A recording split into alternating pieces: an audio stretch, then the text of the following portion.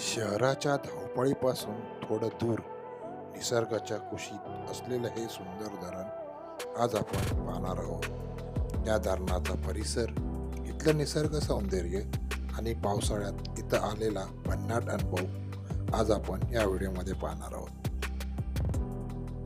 तर नमस्कार मंडळी, मी विकेश आणि तुम्ही पाहतात विकेश गाडी ब्लॉग्स. तर मित्रांनो, आज आपण आलो आहोत वांगणीमध्ये. गावातून आता आपण पुढे चाललेलो आहोत सालोक गावामध्ये. आणि सालोकमध्ये एक धरण आहे, सालोक धरण म्हणून. तर ते धरण आज आपण या व्हिडिओमध्ये एक्सप्लोअर करणार आहोत. याच्या अगोदर आपण बऱ्याच ठिकाणी जाण्याचा प्रयत्न केला, पण पावसाळा चालू असल्यामुळे काही ठिकाणी बंदी आहेत, त्याच्यामुळे आपला दुसरा व्हिडिओ आहे पावसाळ्यातला. सो आत्ता वाजलेत 9 वाजलेत आणि आपण 8 वाजता बदलापूरवरून निघालो. आणि लास्ट टाईमला ज्या वांगणीवरून आपण आलो त्याच रोडला आता आपण आलेलो आहोत. आता जवळजवळ आपला 27 किलोमीटर अंतर आहे बदलापूरपासून. आपण पुढे आलेलो आहोत जवळजवळ 22 किलोमीटर. आणि या रस्त्याने आता आपल्याला पुढे जायचं आहे अजून 2-3 किलोमीटर.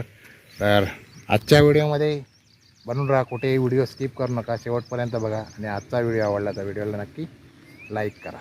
चला, पाऊस आला आहे परत, आता पॅकअप करायला लागेल.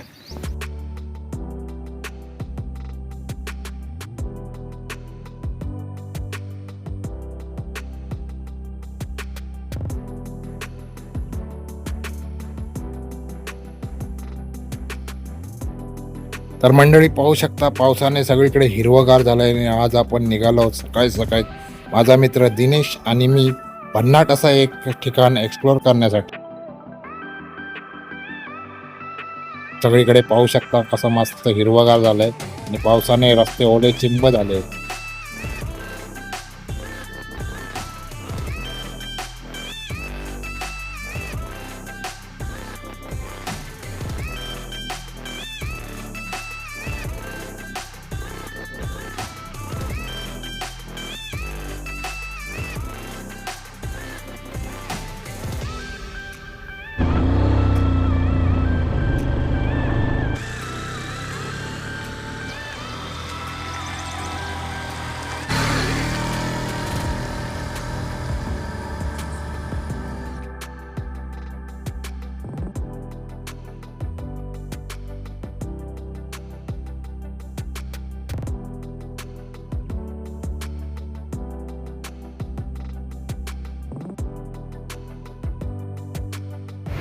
तर मंडळी, आज जो आपण भन्नाट अनुभव घेणार आहोत त्याच्या जवळच आपण पोचलेलो आहोत. कोंड्याची वाडी म्हणून आता या इथे आपण पोचलेलो आहोत. आणि इथून आता आपण छोटासा जो राईड दिसतो तो राईड घेऊन आता पुढे आपण हे दृश्य पाहणार आहोत. मंडळी, खूप छान असा हा नजारा तुम्हाला पुढे व्हिडिओमध्ये पाहायला भेटणार आहे. तर हे पाहू शकता, कोंड्याची वाडी म्हणून गावाचं नाव आहे. आणि इथूनच याच्यासमोर हा जो नजारा आहे तो तुम्हाला थोड्याच वेळात पाहायला मिळणार आहे.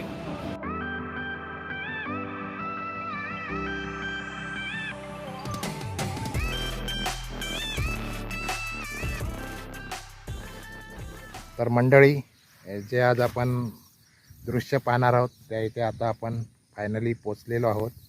आणि या इकडे पाहू शकता हे गाव आहे आणि याच्या समोरच तो नजारा पाहू शकता. या इकडे हे सालोक धरण आहे.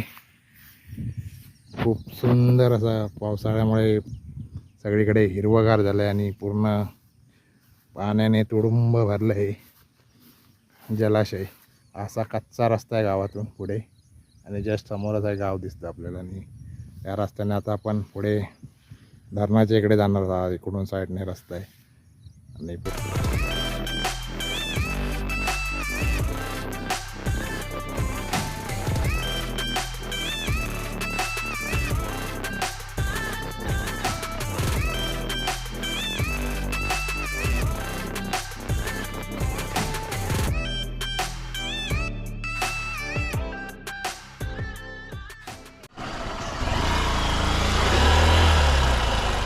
तिकडून काढ, पुढून काढ, पुढून.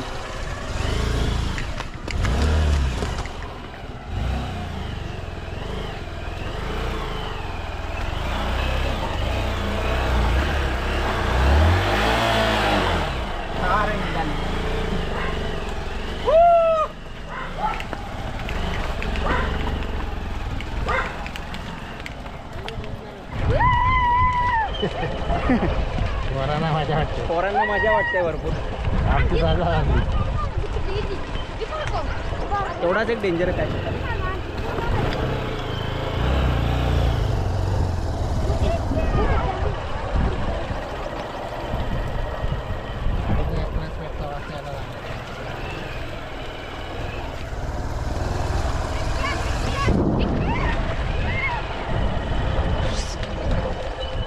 या रस्त्याने आता पूर्ण ऑफरोडिंग डेंजर ऑफरोडिंग होती.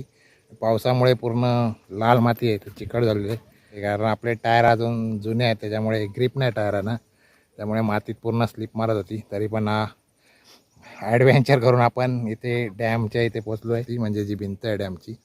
आणि पाहू शकता हे सालोग डॅम खूप सुंदर पावसाळ्यात असा पूर्ण भरलेलं डॅम आणि खूप सुंदर असा नजारा, हिरवगार आणि छान अशी ही सालोग धरणाचा नजारा तुम्ही पाहू शकता. इकडे लास्ट टाईमला आपण पाषाण्याला गेलो तसं सेमच आहे. आय थिंक हे त्याच्यापेक्षा थोडं छोटं आहे. या साईडला बघा, इकडे खूप सुंदर असा नजारा झाला आणि ऊन पावसाचा खेळ चालू आहे. इकडे पाहू शकताय बघा, हे सुंदर असं धरण. आणि हे गावातली पोर आहे. हे गावचं नाव काय आहे? आणि सालोग डॅम ना याला बोलतात. हे बघा गावातली पोर आहेत. शाळेत जाता की नाही? आज सुट्टी 2 दिवस, मस्त मजा. मासे पकडले? कुठचे मासे पकडले? हे काय गव्हाचं पीठ आहे ते लावायला घरीला. मग आता पकडायला चालले मासे. चला बाय. एक वॉटरफॉल आहे. कुठे आहे वॉटरफॉल? वरती आहे, तिथे पक्की माणसं येतात. आज संडे आहे ना, तिकडे पुढे आहे का? ते तिकडून जा कुडरान कुडेरान. कुडेरान करून हा तिकडे आहे का? तिकडे पक्की माणसं येतात. हा आता आज रविवार आहे ना. आज आमची गावातली पण जातील. हा तुम्ही नाही गेले? नाही, आता जातील. तुम्ही काय मासे पकडता आजच्या कालवणाला? तर या इकडे पाहू शकता, इकडे चावी, इथे फिल्ट्रेशनचं आहे.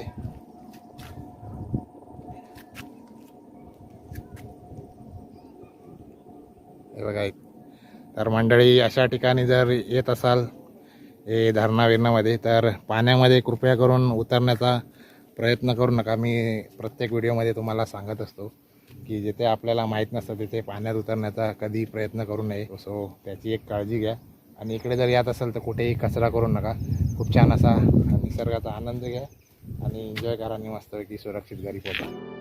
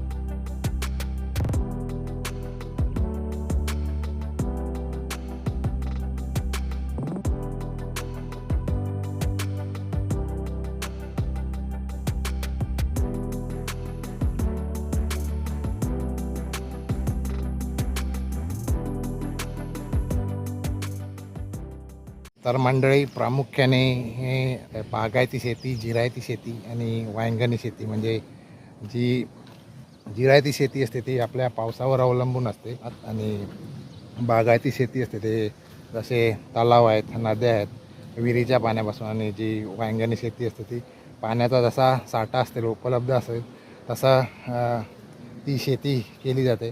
प्रामुख्याने जास्त आपल्याकडे जिथे पाण्याचे स्रोत आहेत जास्त तिकडे वांगणी शेती आपल्या कोकणात जास्त केली जाते. तशीच इकडे नदी आणि डॅम वगैरे, धरण वगैरे त्या ठिकाणी अशी केली जाते आणि या धरणाचा वापर त्याच कामासाठी केला जातो. म्हणजे या आजूबाजूच्या गावामध्ये जी शेती केली जाते त्याच्यासाठी या धरणाचा पाण्याचा वापर केला जातो आणि शेती केली जाते. जशी की भात शेती असेल, अजून भुईमूग असेल, अजून बऱ्याचशा पालेभाज्यांची शेती असेल, कडधान्य, चवळी वगैरे टाईपच्या ज्या शेती आहेत म्हणजे भाजी वगैरे जे आपल्याला रोजच्या व्यवहारामध्ये लागणार आहे ते केली जाते. आणि प्रामुख्याने आपल्या इथे महाराष्ट्रामध्ये पावसाळ्यात भात शेती जास्त प्रमाणात केली जाते. गर्दीपासून सुकून पाहिजे असेल, दगदगीच्या जीवनातून जर सुकून पाहिजे असेल तर या ठिकाणी येऊन मस्तपैकी तुम्ही तुमचा मन एकदम फ्रेश करू शकता आणि खूप छान असा निसर्गाच्या सानिध्यात तुमचा टाईम स्पेंड करू शकता. पाहू शकता काय नजारा झाला आहे मस्तपैकी पावसामुळे, आणि धरण पण मस्त एकदम तुडून भरलेलं आहे. या ठिकाणी बरेचसे फार्म हाऊस आहेत आजूबाजूला आणि सुंदर असा नजारा पाहू शकता. इकडे मन एकदम प्रसन्न होऊन जाईल तुमचं आणि छान असा तुमचा रिलॅक्स मूड होईल. धगधगीच्या जीवनापासून थोडासा विरंगुळा म्हणून तुम्ही या इथे येऊ शकता.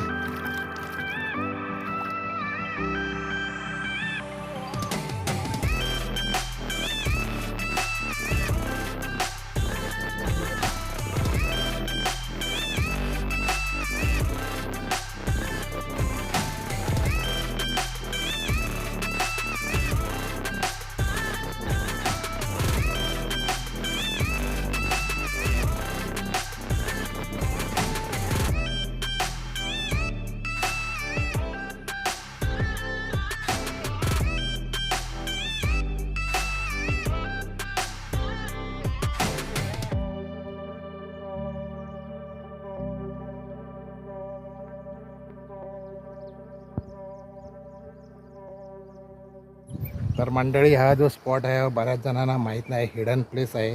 जर तुम्ही इकडे येत असाल आणि रील वगैरे फोटो वगैरे काढण्यासाठी येत असाल तर तुमची काळजी घ्या. इथं पाण्यात वगैरे उतरू नका.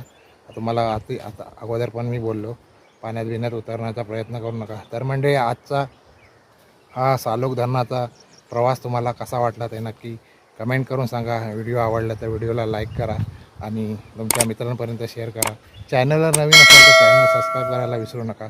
अशाच नवीन नवीन व्हिडिओसाठी आपल्या चॅनलला नक्की सबस्क्राईब करून ठेवा आणि आपला इंस्टा पेज आहे तिथे आपल्या फॉलो पण करून ठेवा. फेसबुकला फॉलो करा आणि छान छान असेच व्हिडिओ तुमच्यासाठी आपण घेत येत राहू पुढे याच्या पण. तर चला, आजच्या व्हिडिओमध्ये एवढंच. चला भेटू आता पुढच्या व्हिडिओमध्ये. तोपर्यंत bye bye, tata, take care.